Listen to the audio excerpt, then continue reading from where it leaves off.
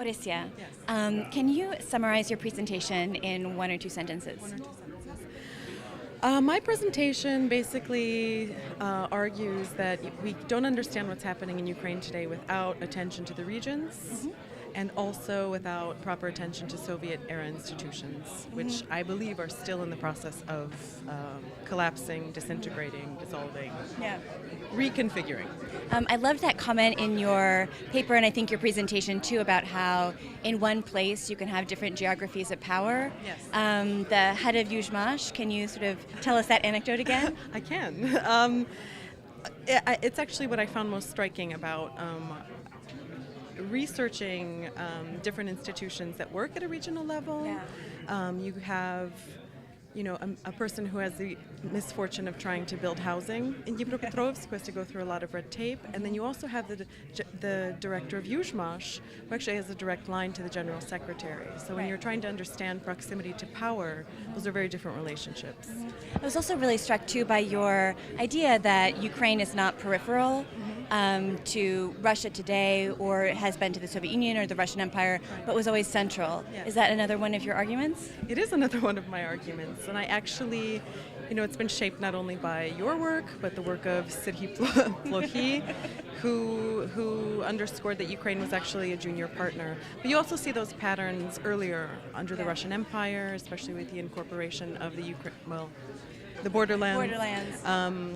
You have the center needing to adjust to new populations with new languages, with exposure to different socio-political institutions, and that affects how the empire evolved both then and now. Absolutely. Can you relate this to your larger project? What does this particular paper have to do with your dissertation? This particular paper focuses on Dnipropetrovsk and regional level institutions. I also look at Lviv, which goes further down the hierarchy. So looking at new sets of cadres that come in, how they change institutions by virtue of just coming up through the system. Also, Lviv highlights different problems in the Soviet Union.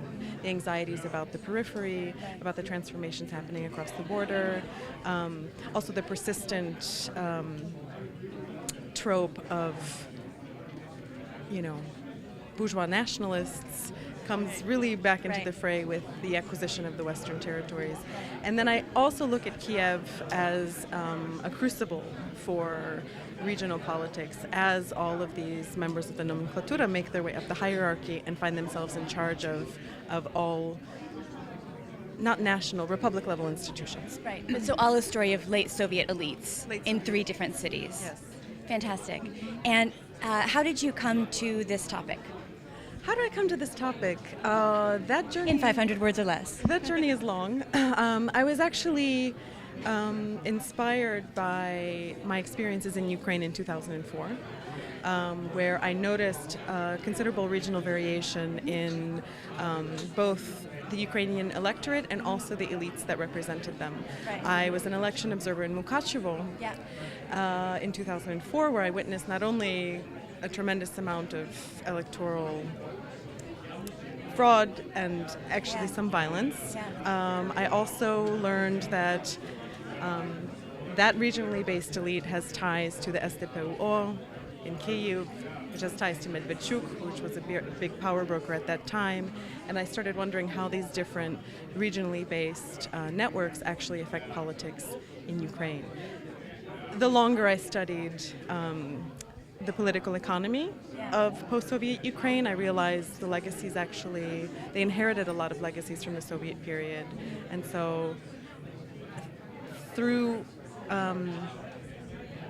my exposure to actually the investment banking scene, I understood that politics and economics are actually very intertwined.